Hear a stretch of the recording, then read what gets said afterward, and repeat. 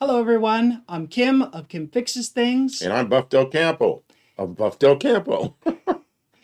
and we are here with the footage of the first start on the Slant 6 in my 1966 Dodge Dart. And I had kind of said I'm going to get it running before New Year's, and we were able to get the engine into the car, get the automatic transmission in there with it, get it started. I mean, spoilers, with the engine running, it's you really don't get an opportunity to talk about what's going on. So we're going to take a few minutes, show you what we saw to the best of our ability, and sort of discuss. All right, new format. Kim is baffled by her own technology. And we don't have it, we're not going to play any of the sound from the video because it's just clattering. Or maybe we will. All right, there it is. You can see it's running.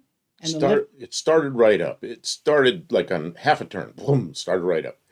And it was quiet, running well. But here you can see push rods, and those push rods have little white marks on them, and they're supposed to turn, and you can see them turning. And a couple of them are a little slow, and a couple of them aren't turning at all. Yeah, well, and that's bad because that means the lifters aren't turning, and that's what flattens a cam out in a hurry. Okay, so, and then right there, I had him increase the idle speed to see if maybe they just needed to warm up a little bit to get moving. And you see this one here. Yeah, you got a point where you got a point. Yeah, you can. It's harder than you think. Everything's moving, but you can see like that one's turning real well, and that one next to it's turning a little bit slow, and the one up front's really turning. But then, when we move the camera around, you'll be able to see some of them are not turning at all. See that one? It turns up slow, and it does a sloop. That one there. That one isn't even moving. That one's not moving. That'll flatten a cam. Kim made the call. It's her car. It's not a customer's car. It's a customer's car. You just say, this cam's old and the lifters are old. You need a new cam. Well, I mean, but on your own car, you can make the decision to put the old cam and lifters in there. We're trying to build it on a budget. And hope it works and build it on a budget. But now we've got to take that camshaft out and take those lifters out and replace them. So then we have some choices to make. Yeah, there she is trying to make it turn. It doesn't turn. Well, some people suggested that maybe the push rods were a little bent. And if that were the case, they would turn part of the way and then sort of hang there. But that's not happening at all. So, and these lifters and everything, it was just all disassembled and then put back together. And I did number them and put them back in the holes. Oh, and everything's well lubed and fresh. And they went in nice and free. There was no binding of the lifters at all in the bores. They and the nice. The valves are adjusted correctly. The rocker arm within a reasonable close. I used a feeler gauge, and they're a little bit loose, but they're not like floppy. It runs good. You're getting good oil. You can see it coming down. Oh yeah, the oil pressure is just blasting out of there. Something else on the Slant 6, that tube that the rocker arm shaft. If you get that thing upside down, you won't get any oil up through there because the holes aren't lined up correctly. So we know we've got good oil coming down through there. Yeah, I mean, honestly, for a first run, a lot of things checked out really good. Like the engine runs fantastic. It's not putting out smoke. It's not leaking any water or anything like that. There's a couple of choices to be made here.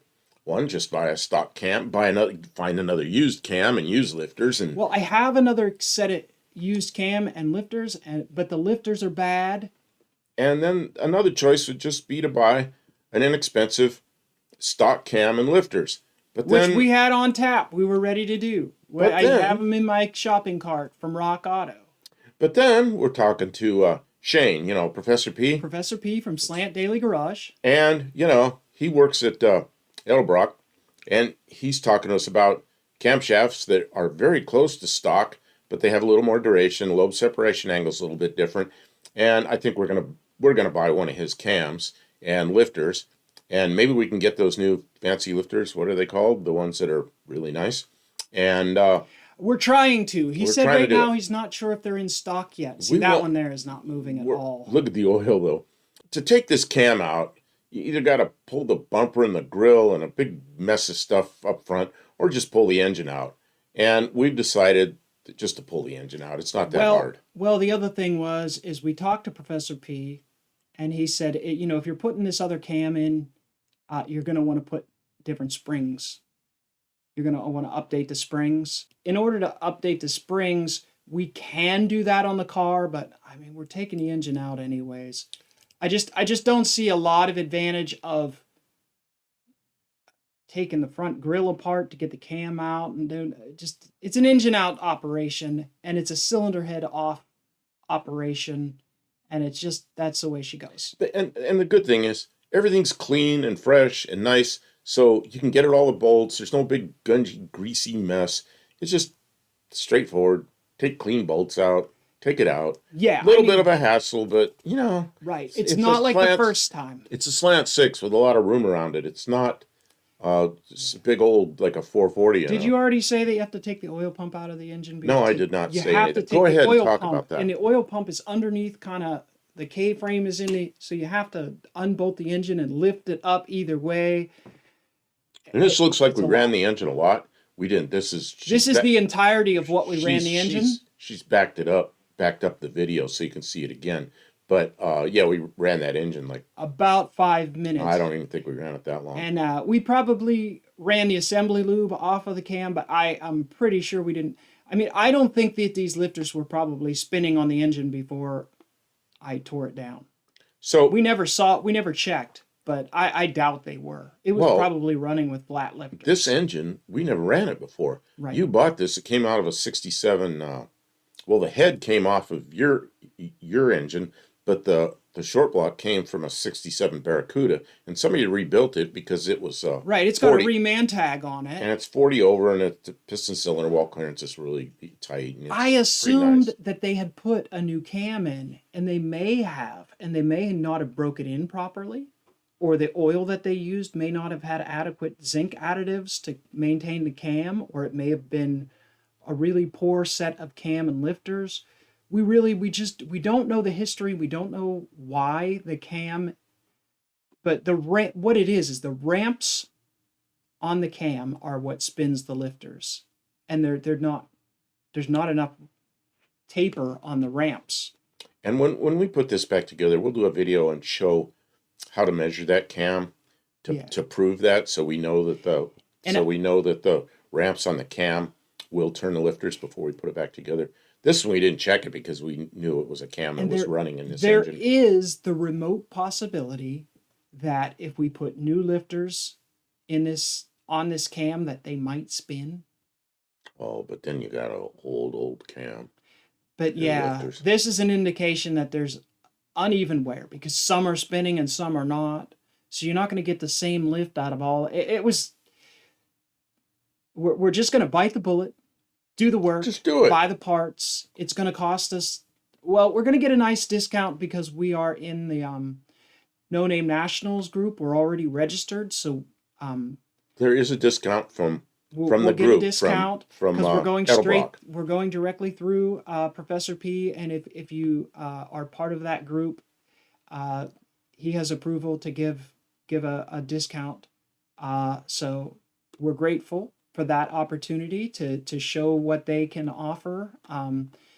We're paying for it, but it should be more manageable. It should be the cost of a cam, but we'll get a good... It'd be a cost of cam and lifters. But we'll get a good one. And he is a kind of a Slant 6 expert. He's actually he was on the phone with us, kind of excited about it. So yeah, and he knows the build and what we're going to be doing with the car, so he'll make sure he picks out something that was going to work really well. And at one time, he gave us, well, is it No Name Nationals? We got a Super 6 intake manifold from him, the 2-barrel. So it's sitting right there on the floor next to this car. So we're going to go ahead and put that on there. He kind of twisted my arm. He says, if I give you this, put the Super 6 on and make it run really good, which I was planning on doing all that. So that's going to happen while we're waiting for parts to arrive.